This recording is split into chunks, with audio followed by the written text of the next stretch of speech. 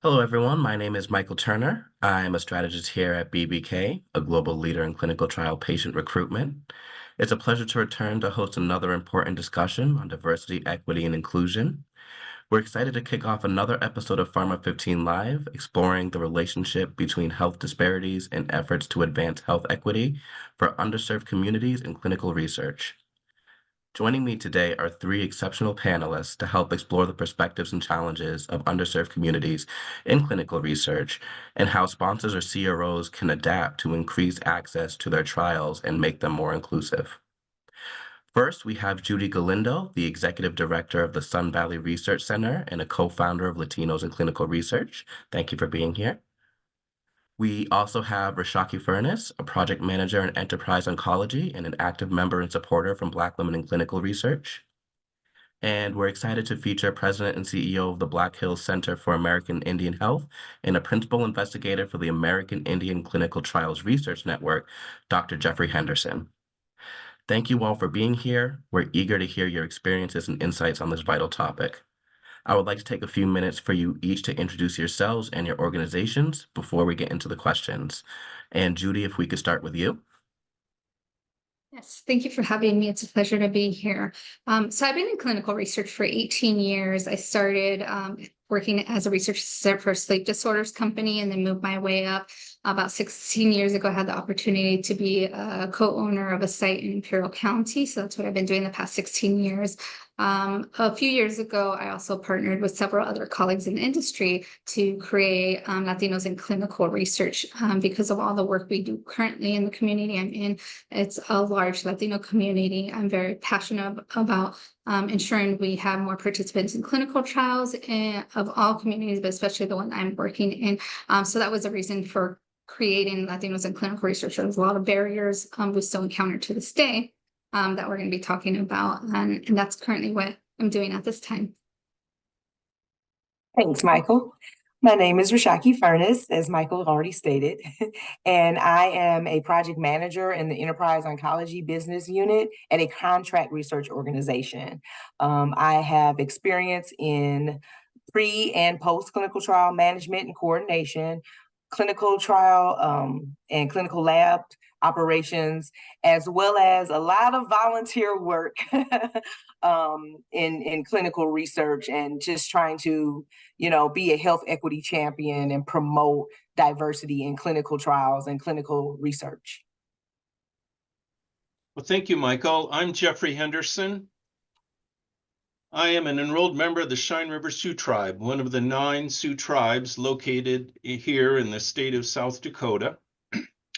In 1998, I founded the Black Hills Center for American Indian Health, a community-based, tax-exempt, research-intensive organization, which has been ongoing, and through which we stood up a brand new clinical trial research site here in Rapid City through the COVID Prevention Network. And it's been a very enjoyable ride, and we're very happy to speak about diversity, equity, and inclusion in industry-sponsored clinical trials. Very excited to have all three of you here. Thank you so much for both your commitment to this cause and to the people in your community.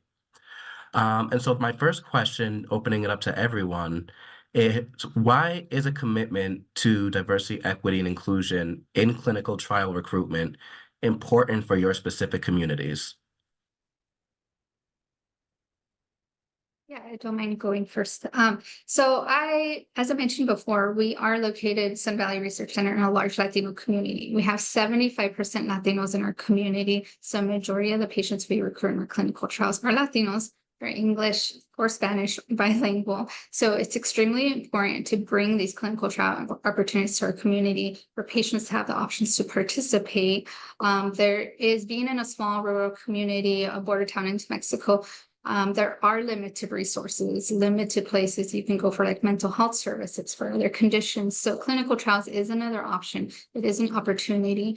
Aside from that, we need to know if these medications are working on all the patients that are being prescribed these medications. And I want to see patients in my community participate in the trials. I want to see them contribute to research, because in the future, when these medications are approved, they're coming back to my communities and being prescribed to the patients. So it's important that the providers, physicians in my communities have that information. They know if these medications are going to work. And if they're not, then they look at, the different options they have to ensure they can treat patients, alleviate some of the symptoms that, all these patients have in the various conditions.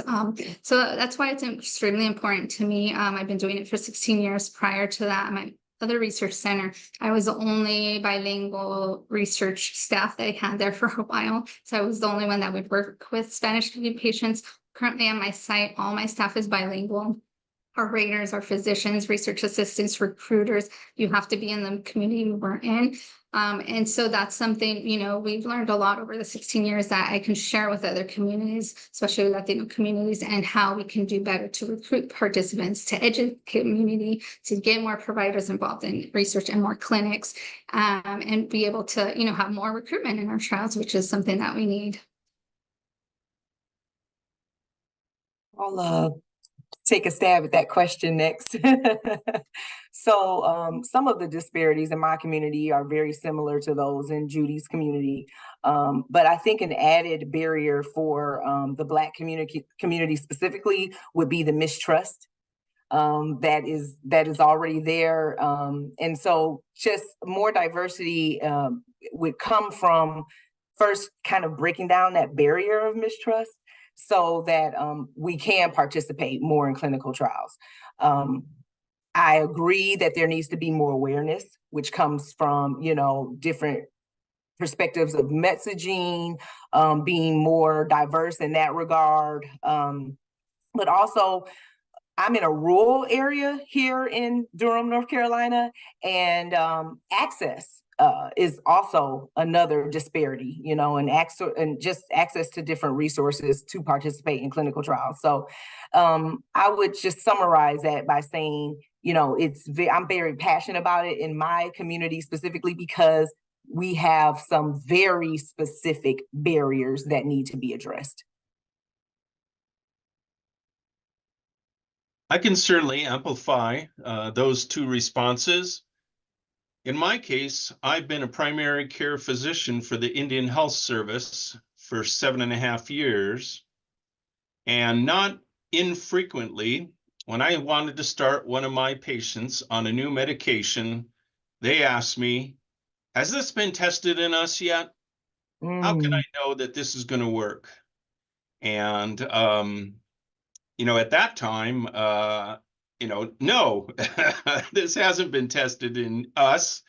And I can only assume that we're not so unlike in a human way, others who did participate in those clinical trials for instance, metformin, let's just say metformin.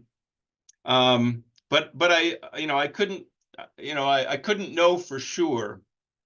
And so it is important.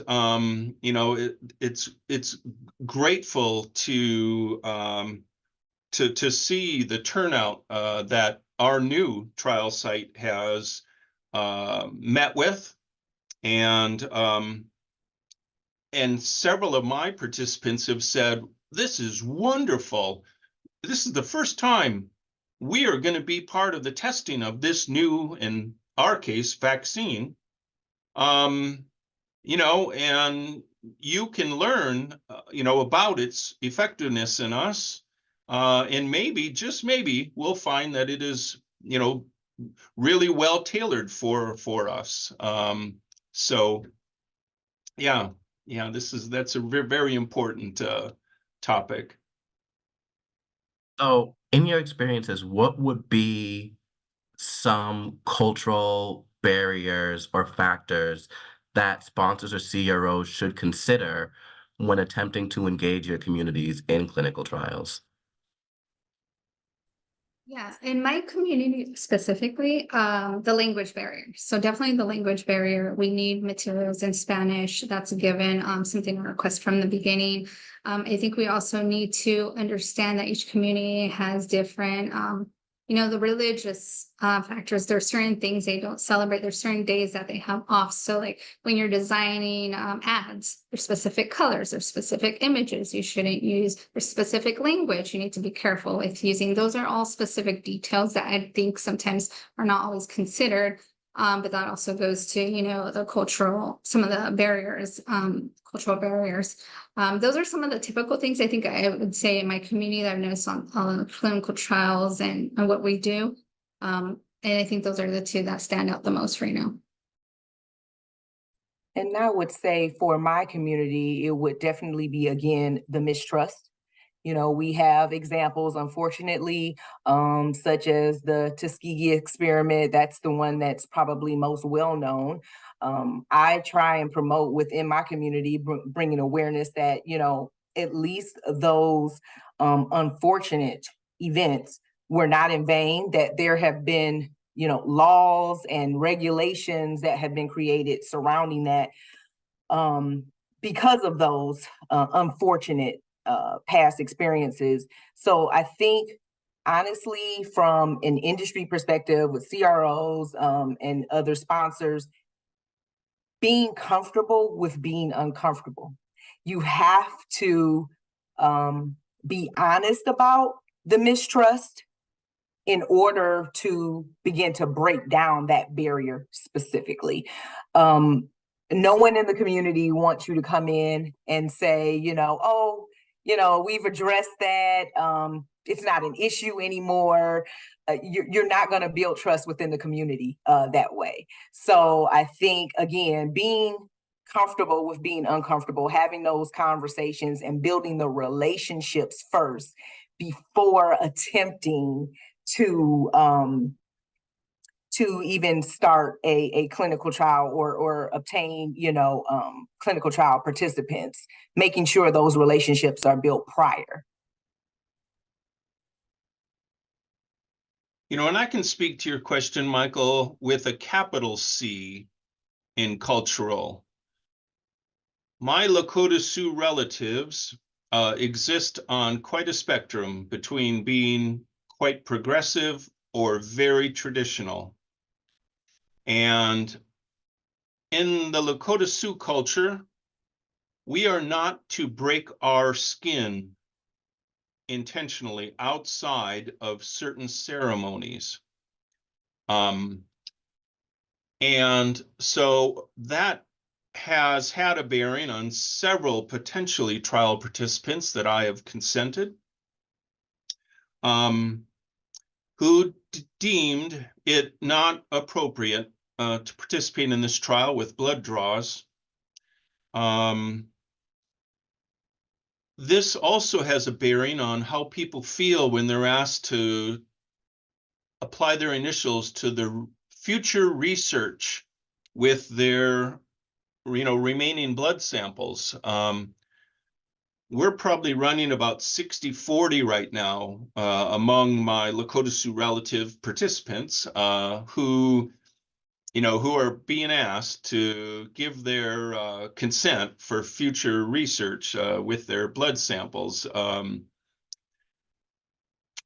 Some are willing to do that with few or no questions, but quite a few that really gives them pause and that really makes them wonder. And it's good when I can tell them, well, this would only be with respect to future SARS-CoV-2 research, not research spanning the whole spectrum of research. So if it can be tied down, they're more likely to sign off on that, or if that consent request is left pretty wide open, they would take a much closer look at that. I really think all those responses really get to kind of the heart of what it is that's important about this discussion. And it leads to two really important questions. The first of which I want to ask is about setting up the infrastructure and actually getting on the ground level to start building relationships with your communities, as Rashaki mentioned. So what are some resources or steps that sponsors or CROs can tap into to begin building those connections that are necessary to make people comfortable and begin incorporating diversity and inclusion into their trials more effectively? So, just like sugar, honey, iced tea rolls downhill, so does success. I am very involved in the employee resource groups at my organization. I think these are extremely important because they provide a sense of belonging for employees, and they also empower employees to have a voice, to share their perspective. And when it's done at a CRO level, such as, I'm a part of a CRO, you're approaching this systemic issue from multifaceted approaches, because you have employees in regulatory, you have employees boots on the ground at the sites, you have phlebotomists frontline, the folks who may be telling individuals about clinical trials, and then again you have your upper level management. That messaging, our CEO does a really good job of being committed to that messaging going across the industry of how important diversity, equity, and inclusion are. And it's a consistent messaging, it's diverse messaging, and again, it has to come from the top down. Just like the reason we need to be participants in clinical trials is because if you don't have a seat at the table, then you're on the menu.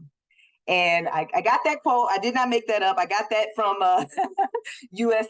former U.S. Surgeon General Jerome Adams at the Black Women in Clinical Research inaugural conference earlier this year. But I definitely feel like sponsors and CROs specifically, they play a major part in empowering employees and just the individuals that work for them to be more diverse in their perspective and their approaches by communicating effectively the importance of it.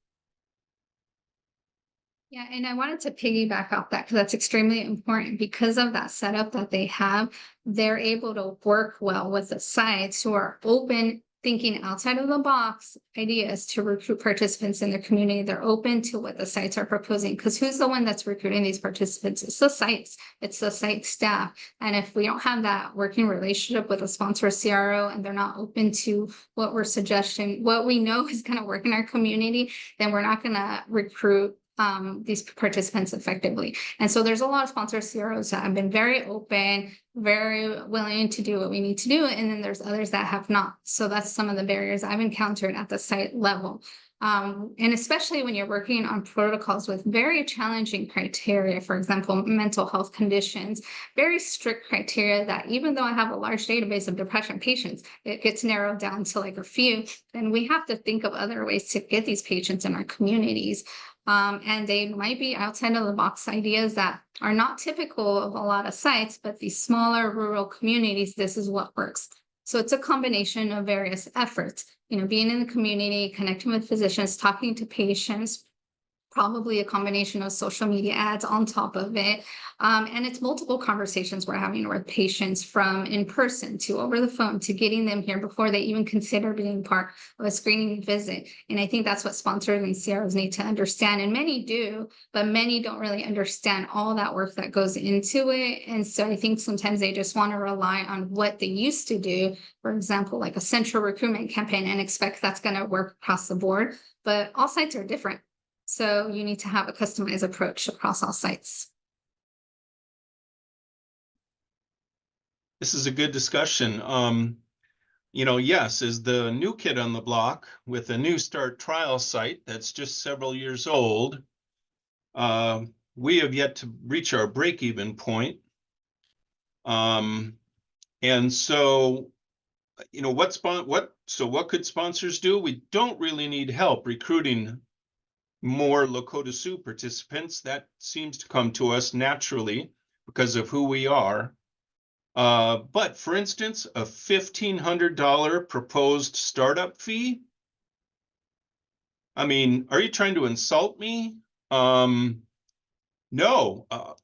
I'm doing a new budget right now for a new trial. That startup fee is going up to $10,000, and you know, they could do a much better job,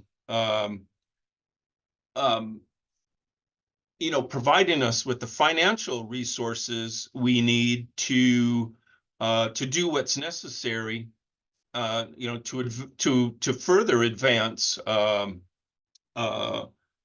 you know, diversify. Well, we really don't need diversifying. We're already 88% Lakota Sioux among my vaccine trial participants. But yeah, you know, also some trials require sites to be able to produce peripheral blood mononucleocytes, or PBMCs. Well, my lab has never done that before. In fact, no lab in Western South Dakota does that.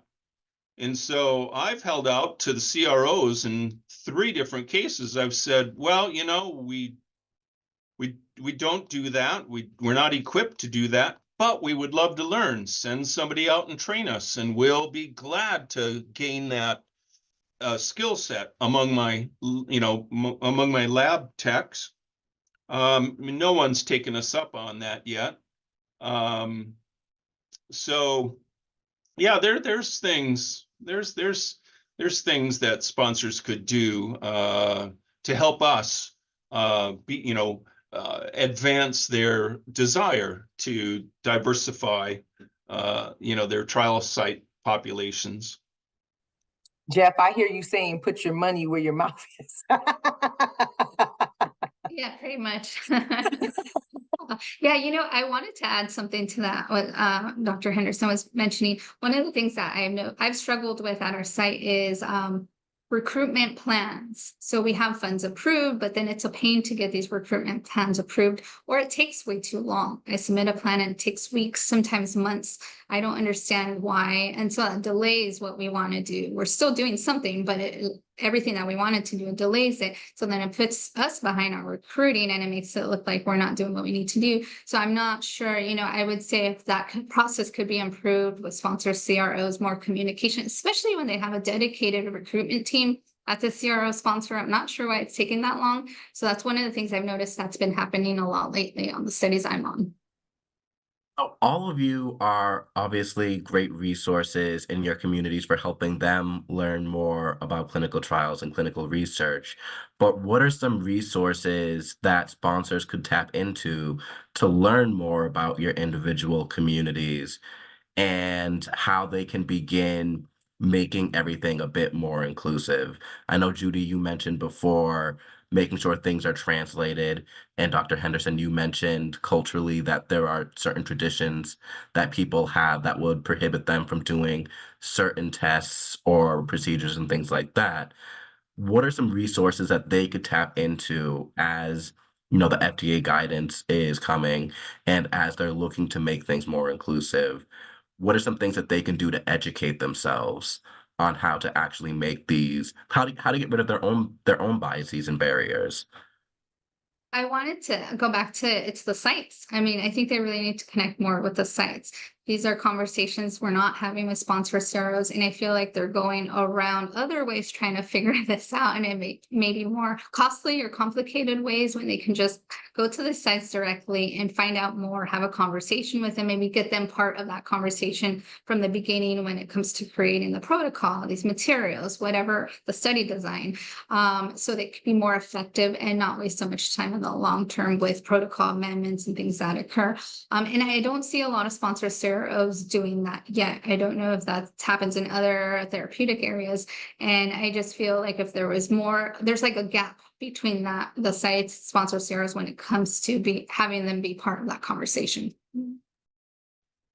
Completely agree with you, Judy. To your point, I'm glad you went ahead and went first because I was basically going to say the same thing. And this rolls back into how much, honestly, representation matters. And sending folks out who have some of the same disparities or face some of the same disparities, going out into the community at those sites and just having a conversation, right, with the sites, clear and concise messaging, information, so that you can have an educated conversation. But again, you have to start with the trust. So I think to a portion of your question, Michael, how do you build that trust? One, being honest that there's an issue. And that may be why, Judy, some of these CROs they struggle so much with a more grassroots, for lack of a better word, grassroots approach, because they have not yet admitted to themselves that there's even an issue. So I think that's number one. They have to go back to get comfortable with being uncomfortable, be honest, there's an issue here, and then start the groundwork for getting past some of those issues. Are there any recent improvements that you have seen from the industry that have had a positive impact on your ability to enroll more diverse patients in clinical trials, clinical research?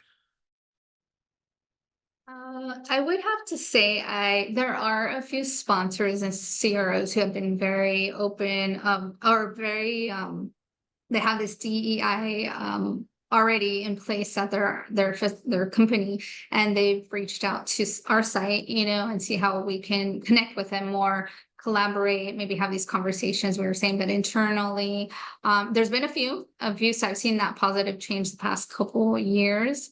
But other than that, I mean, I don't see, I hear a lot of all these companies that are very open and willing to do anything, but I have not heard from a lot of those sponsor CROs contact me directly to see how they can get their clinical trials in my community. So I'm not sure where they're exactly going if I have 75% Latinos.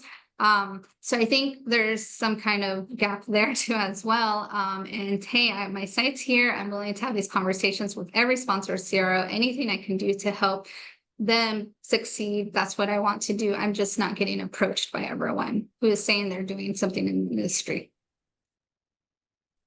That's definitely an issue, or shall I say concern. Ever since I know, speaking specifically for the Black community, ever since George Floyd's murder, DEI has been a buzzword. But it's been just that in a lot of instances, a buzzword or buzz phrase. I believe, again, attacking some of the systemic issues within these organizations is where it starts. You have to have representation. You have to have seats at every table. That includes leadership, because diverse perspectives is good science, and good science equates good business. It's a win-win for everybody. So I think continuing to be honest.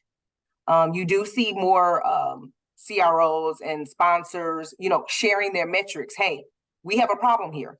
And then keeping the community as well as the employees informed of the progress of those metrics.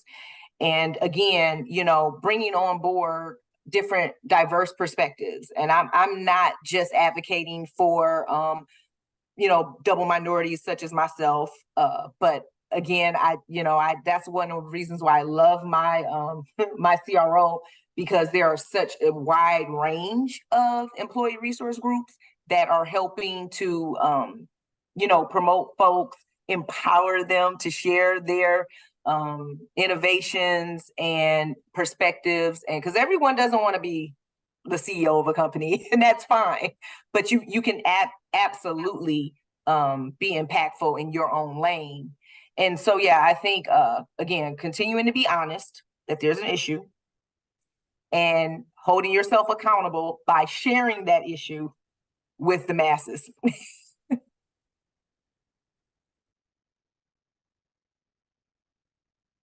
I cannot say that we've yet seen any innovations from our CROs or sponsors. But it's certainly true that success can breed success. Our very first vaccine trial, which was a placebo-controlled COVID-19 vaccine trial, we were very late added as the 24th US site for this. Almost everyone else was a tier 1 academic institution. While, I guess, like I said initially, we're a independent, tax-exempt, community-based trial site. But we amazed the sponsor by being the only US site to reach its 40 participant enrollment cap. And that caught the sponsor's attention, and they immediately asked us to participate in their COVID-19 booster vaccine trial, where we also did a really good job. So, I really, I mentioned we started with the COVID Prevention Network, which we didn't find any success with the trials they were conducting. And so before we went under, we finally found a sponsor to take a chance on us, and it's worked out really pretty well, and we're grateful for that. Something else said previously, we're really benefited from having trial site staff who know this community really well, who move about the community and live in the community really well. Perhaps we'll talk more about our efforts to enroll marginalized populations, but in our case, that means that at least once a week, a pair of my staff head out into the community to the last physical address known for some of our participants, or to walk along the river that flows in Rapid City, because they just might find some of our trial participants who are unhoused, and they know the favored locations underneath bridges and stuff for some of our participants. That has really been a boon to our efforts, even if at times it has caused a lot of indigestion for our CROs, and in a case or two, the sponsor.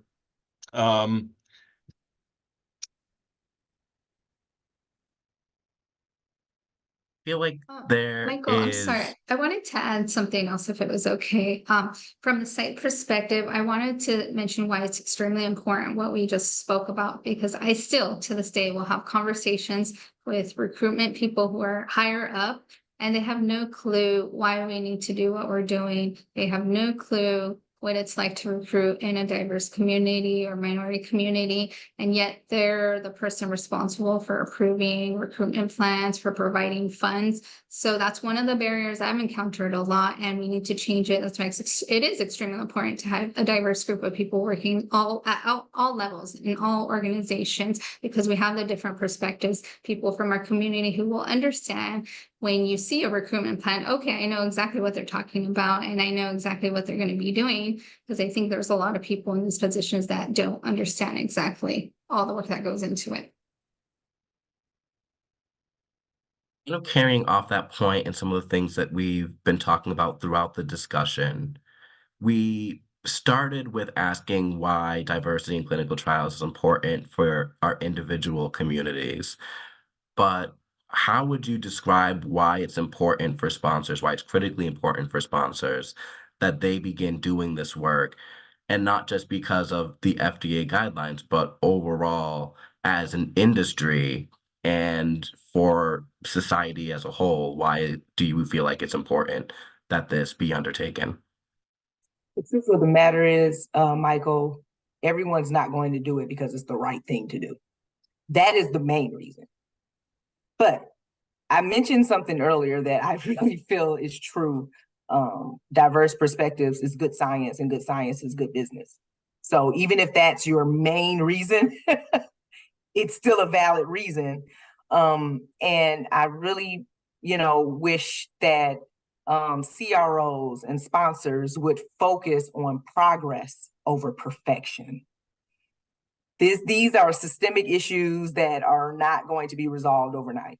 So sitting back, doing nothing, trying to devise a plan to do what's perfect is going to get you moving nowhere. So do something. Pick one of these areas of improvement and focus on that so that you can start to have some progress.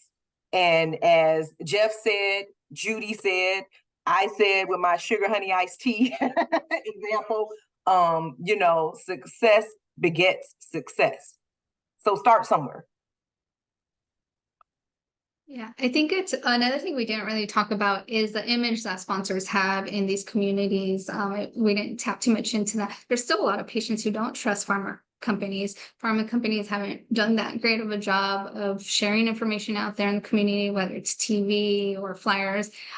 There's a little bit more of it that I've seen, but not that much. And still, people are still not trusting. So if there's some way they can improve that, change it, put more content out there, just as much as they spend on ads for medications that are FDA approved, they should spend that much about clinical trials and diversity. I think that would make a huge difference, get people more comfortable, aside from, what the site level is doing. Agreed. Awareness is key. Awareness is key. Absolutely. As we're beginning to run close to time, I just wanted to give everyone just a few minutes if there's anything that you feel like is important to this discussion that we haven't covered, that you feel like would be important for sponsors or CROs or even other sites to know. Just give you the opportunity to share that content. I can share about that topic, and the topic here is the increasing push for decentralized clinical trials.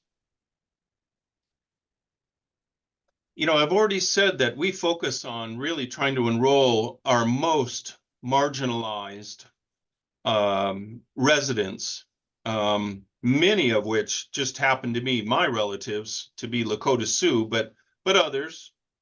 And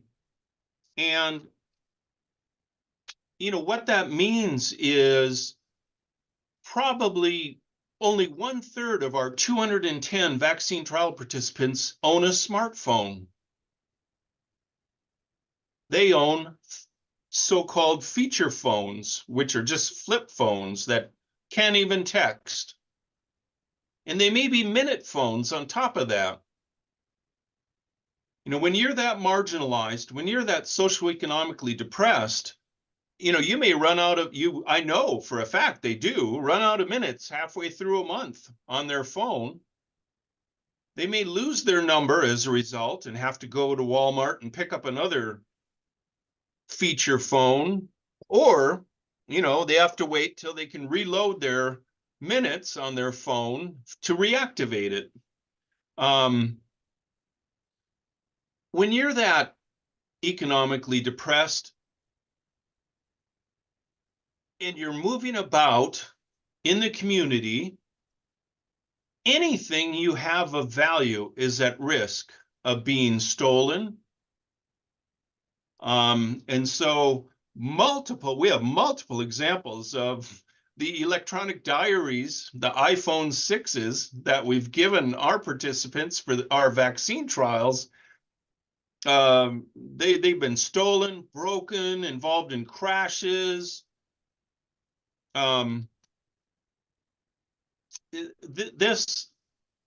What's even what's really quite crazy about that is on 2 of these trials, the weekly electronic diary only asks 2 simple questions. Have you had a change in your health status since you last did this diary a week ago? And have you been exposed to, pick your topic, RSV or influenza or COVID-19? It's just 2 questions if you're feeling fine and you have nothing to report. Several of our participants have 0% completion of their electronic diaries after a year. They're just not going to do them. They're just not on board with them. It's just not going to work. But they're here on time for every single on-site visit. We can reach them every single week, but we don't have any way to make up for their missing e-diary entries. I mean, we can document it in the progress notes, but we can't fill it in and rave for them. So, so there are some things that sponsors do that really can get in the way of the successful participation of really marginalized trial participants. So, one of our trials did use a paper diary, fortunately, and they did keep up with documenting things on a paper diary to a really good extent. So I guess, that's one of the lessons we're learning is in future trials that want to push an electronic diary on us, I'm going to ask that they also make a paper diary available because that will be less threatening and more easy to maintain by the trial participants that we typically have in our trials.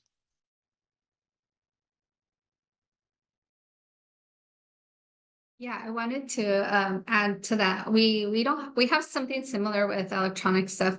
Some of these communities, the technology doesn't always work well. There could be issues with internet, so that's something that sponsors and CROs need to understand. And not all tech is good tech. So as Dr. Henderson mentioned, if it's just easier for participants to fill a paper diary or paper log, that might be best in the situation for a specific study instead of a diary. Sometimes they don't upload depending where the patient's at. But the other thing, aside from the tech issue is that it's not the GCT component is not ideal for every trial or every condition. So I think sponsors and CROs should be more flexible with their protocol design, the vendors they're using, what they're implementing. And I think a hybrid approach, I've seen a lot of protocols that we've been on has been a good approach. It seems to work well for a lot of studies, but 100% tech doesn't work well in our community. So that's something to keep in mind. The other thing I wanted to mention, and I know we talked a lot about this, is there's a lot of players in this industry, right, working on clinical trials. And I think we need to have a more collaborative approach of working with each other. And there's a lot of gaps in between. So I think if sponsors and CROs can take a look at all the players that are working on that clinical trial, and how do you bring everyone together to be on the same page, to communicate, collaborate, that would make for a very successful clinical trial. And in closing, I'll just say to both Judy and Jeff's points, I'm a project manager by trade, so I understand the importance of the planning stage of a project. That being said, I think consideration from the beginning would alleviate as many amendments as there are to protocols and things of that nature. So considering the entire patient,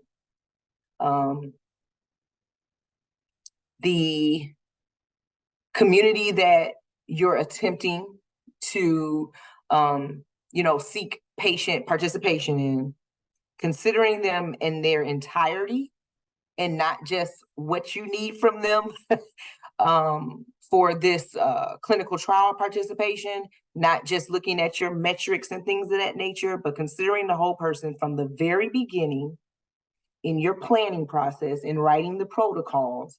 I think that is where there needs to be a shift, because if that is done, everything else we touched on would be considered.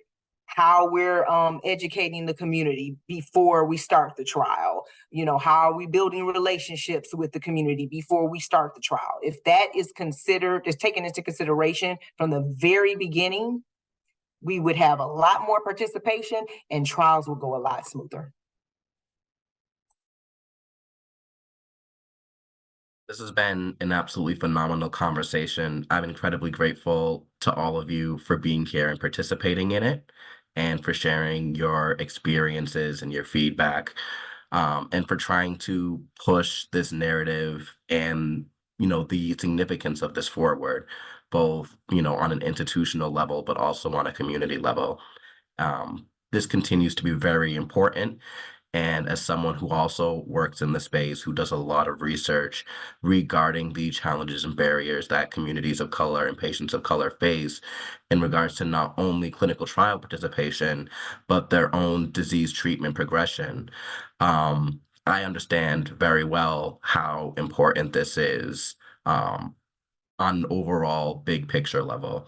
And especially as, an African American male, someone who has nieces and nephews and, you know, grandparents and godkids who, have a variety of conditions from asthma to diabetes to obesity and things like that.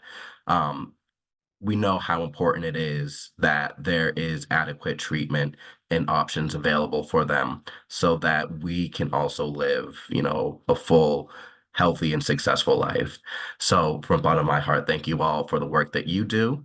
Thank you again for being here. And I hope that we can continue connecting in the future to continue promoting this discussion. Thank for you, having us. Michael. It's been an you, honor Michael. to be on the It's been- panel with you, Judy and Jeff. Same here. Likewise, an honor to be with both of you. Yes.